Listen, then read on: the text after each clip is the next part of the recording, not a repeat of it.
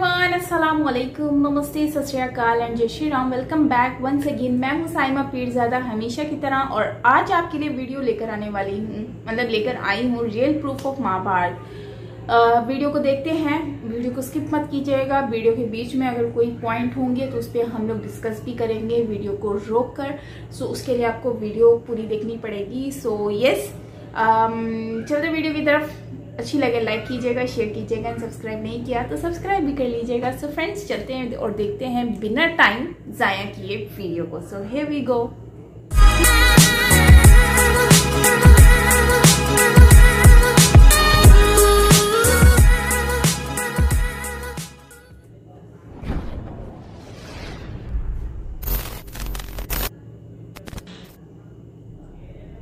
दोस्तों, महाभारत को धर्म और अधर्म के बीच हुआ सबसे बड़ा युद्ध कहा जाता है, और साथ ही महाभारत हिंदुओं का सबसे बड़ा ग्रंथ भी है। लेकिन महाभारत को लेकर अक्सर बहस होती है, क्योंकि आज के आधुनिक इतिहासकार इसे इतिहास के विश्वसनीय दस्तावेज के तौर पर स्वीकार करने से इनकार करते हैं। वहीं कई धर्मावलंबियों का यह अटल विश्वास है कि महाभारत में वर्णित घटनाएं वास्तव में घटित हुई थी।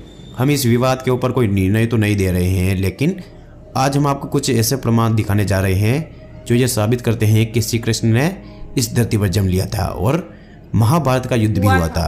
तो आइए दोस्तों, देखते हैं महाभारत को सच साबित करते हैं ये सबूत। दोस्तों, वीडियो शुरू करने से पहले आप इस रेड वाले बटन को दबाकर इस बाजू वाली घंटी को दबाना बिल्कुल ना भूलें। कुरुक्षेत्र। यह बात तो हम सभी जानते हैं कि महाभारत का युद्ध कुरुक्षेत्र में हुआ था, जो आज भी हरियाणा राज्य में स्थित है। कहा जाता है कि उस समय तबाही ला देने वाले युद्ध में बहे खून की वजह से वहां की धरती लाल हो गई थी। कुरुक्षेत्र में भारतीय पुरातत्व सर्वेक्षण विभाग द्वारा महाभारत काल में कई अवशेष प्राप्त हुए हैं, जिनमें बाण और भाले प्रमुख हैं, जिनकी जांच पड़ताल करने पर उन्हें 2800 ईसा पूर्व माना गया है, जो कि लगभग महाभारत काल के समय पर ही बने हुए थे। बता दें कि कुरुक्षेत्र ही वह स्थान है जहाँ पर भगवान श्री कृष्ण ने अर्जुन का मोह भंग करने के लिए उसे गीता का ज्ञान दिया था। कुरुक्षेत्र में प्राचीन कुआं आज भी देखा जा सकता है। माना जाता है कि इसी जगह पर महाभारत युद्ध में कर्ण ने चक्रव्यूह की रचना करके अभिमन्यु को धोखे से मारा था। चक्रव्यूह पत्थर। हिमाचल प्रदेश के हमीरपुर जिले में 16 सिंगी धार के नीचे बसा राजनोक गांव एक ऐतिहासिक स्थल के नाम से मशहूर है। प्रचलित मान्यताओं के अनुसार पांडव अज्ञातवास के दौरान यहाँ रुके थे। अज्ञातवास के दौरान अर्जुन ने यहाँ पर चक्रव्यूह का ज्ञान प्राप्त करने के लिए उसे पत्थर पर उकेरा, जो आज भी मौजूद है। इस चक्रव्यूह को ध्यान से देखा जाए तो इसमें अंदर जाने का रास्ता तो साफ दिखाई देता है, लेकिन बाहर जाने का रास्ता पता नहीं चलता। एक खंडनुमा महल के पास यह चक्रव्यूह मौजूद है, जिसे पीपलू किले के नाम से भी जाना जाता है। अर्जुन ने यहाँ पर अपने बाकी भाइयों को चक्रव्यूह सिखाया था। अश्वत्थामा। मध्य प्रदेश के बुरहानपुर में स्थित असीरगढ़ के किले का संबंध महाभारत काल से बताया जाता है। यह जगह खांडव जिले के पास है, जो उस समय खांडव क्षेत्र के नाम से जाना जाता था। इस जगह को लेकर लोगों का मानना है कि गुरु द्रोणाचार्य के पुत्र अश्वत्थामा श्री कृष्ण से मिले श्राप के कारण आज भी 5000 सालों से इसी जगह पर भटक रहे हैं। यही नहीं, कलयुग में कई लोगों ने अश्वत्थामा के देखे जाने का दावा किया है। मध्य प्रदेश के बुरहानपुर जिले में स्थित असीरगढ़ किले के बारे में तो यह तक कहा जाता है कि यहाँ पर हर रोज भगवान शिव के मंदिर में आज भी अश्वत्थामा पूजा करने आते हैं। बागपत में मिले सबूत। आर्कियोलॉजिकल सर्वे ऑफ इंडिया को उत्तर प्रदेश के बागपत में 5000 साल पुरानी सभ्यता के सबूत मिले हैं। बागपत के सिनोली में खुदाई के दौरान 8 नरकंकाल और रथ के अवशेष मिलने से यह अनुमान लगाया जा रहा है कि ये महाभारत काल के हो सकते हैं। इस अभियान से जुड़े डॉक्टर संजय मंजुल का कहना है कि इसकी पुष्टि लैब में टेस्ट के बाद होगी। उल्लेखनीय है कि बागपत उन 5 गांवों में से एक है जिसे पांडवों की ओर से श्री कृष्ण ने कौरवों से मांगे थे। एएसआई को खुदाई के दौरान ताबूत सहित 8 मानव कंकाल व उनके साथ 3 तलवारें और काफी मात्रा में मिट्टी के बर्तन मिले हैं। भारत में एएसआई की स्थापना के बाद अभी तक हुई खुदाई व रिसर्च में पहली बार सिनोली से भारतीय योद्धाओं के 3 रथ भी मिले हैं।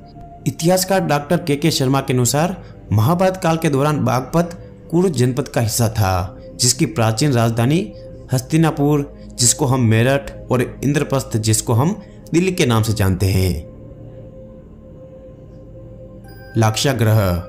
शकुनी की नीति के तहत दुर्योधन ने पांडवों के रुकने के लिए एक ऐसे महल का निर्माण किया जो लाख से बना था, जिसे बाद में लाक्षागृह कहा गया। यह लाख तेजी से अग्नि पकड़ता है। दुर्योधन ने पांडवों को मारने की साजिश रची थी। इस महल में रात में चुपचाप से आग लगा दी गई ताकि सोते हुए पांडवों की इस महल में ही जलकर मृत्यु हो जाए, किंतु पांडवों के जासूसों ने उन्हें इस योजना की सूचना दे दी और वे रातों रात एक गुप्त सुरंग से निकल भागे। यह सुरंग आज भी है, जो कि गाजियाबाद के हिंडन नदी के किनारे पर खुलती है। लाख से बने महल के अवशेष आज भी बरनावा में पाए जाते हैं।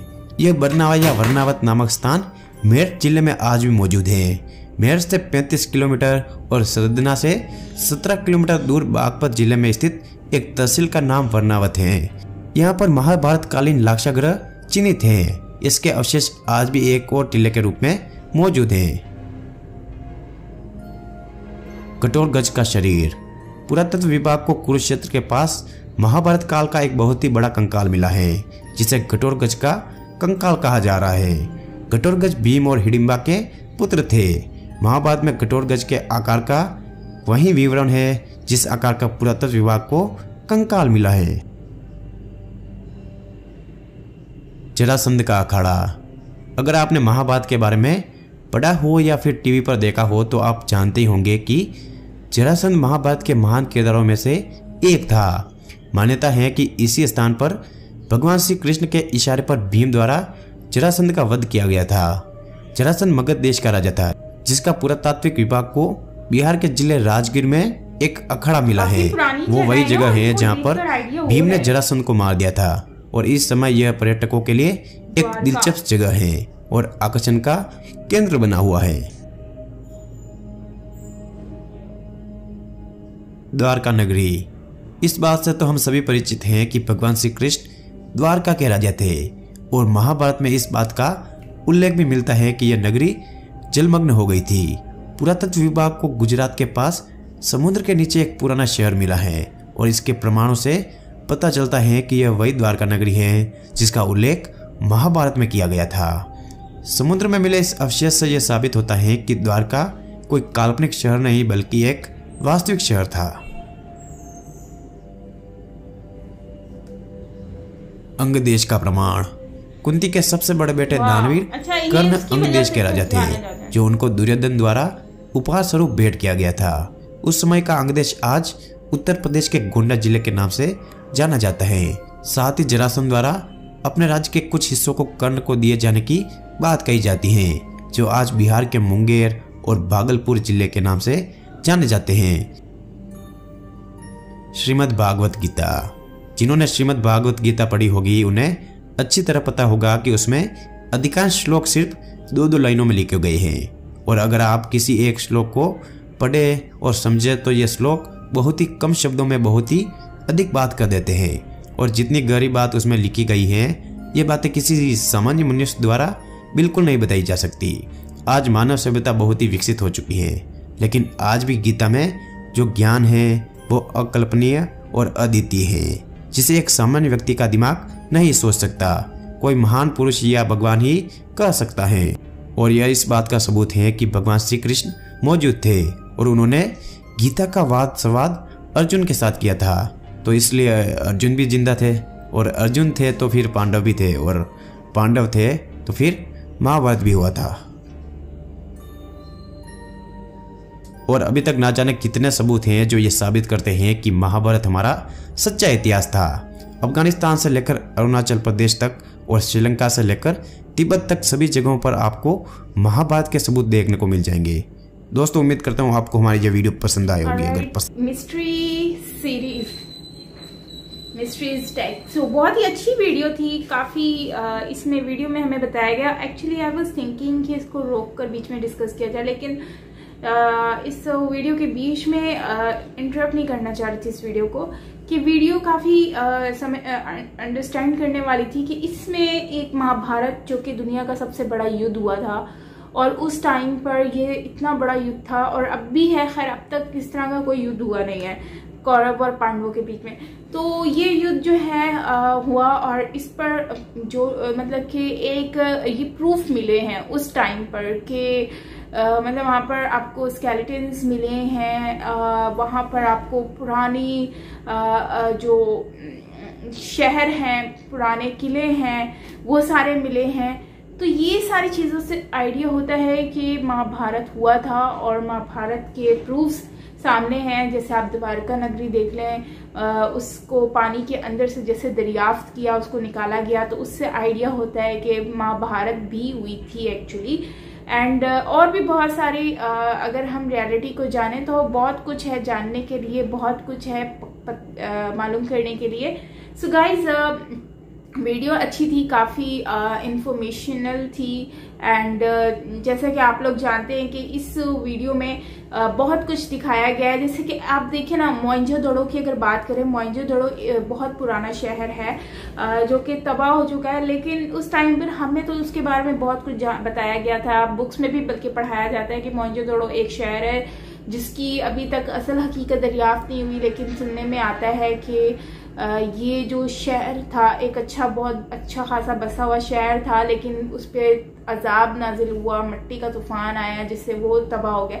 वहाँ पे इस तरह की राइटिंग है कि उसका पता नहीं चलता। खैर, अगर आपने मुझे व्लॉग चैनल पर सब्सक्राइब किया है तो यकीनन आपको मेरा उस पर भी व्लॉग मिलेगा बहुत जल्द। सो उसके लिए आपको मेरे साथ कांटेक्ट में रहना होगा, मतलब वॉच करना होगा मेरा व्लॉग चैनल। तो बहुत सारे और भी आने वाले हैं फेस्टिवल सनातन धर्म से रिलेटेड। सो हम उस पर कोशिश करेंगे कि पाकिस्तान में किस तरह से सेलिब्रेट होता है वो मैं आपसे शेयर कर सकूं। सो खैर, वो जो चक्री जो मतलब वो बनाया हुआ था, उसका नाम मतलब वो राउंड सा कुछ बना हुआ था। इट वाज मुझे ऐसा लग रहा था बेसिकली वो गेम टाइप कुछ है, लेकिन वो गेम नहीं थी एक्चुअली, वो ऐसे ही था। खैर मतलब कि गेम नहीं था, वो ऐसे चक्र कुछ बनाया हुआ था, तो वहाँ पर उन्होंने सिखाया था अपने भाई को। एनीवेज जो वीडियो है उसमें हमें बहुत कुछ सीख देखने को मिला, जैसे तलवार देखने को मिली, स्केलेटन्स वहाँ पर देखने को मिले, वहाँ पर बहुत सारी ऐसी चीज़ें जैसे गाड़ी, मेरे ख्याल से घोड़ा गाड़ी का वो एक ढांचा वगैरह कुछ इस टाइप का था। अब तो खैर सही कंडीशन नहीं है, लेकिन फिर भी देखने को मिला।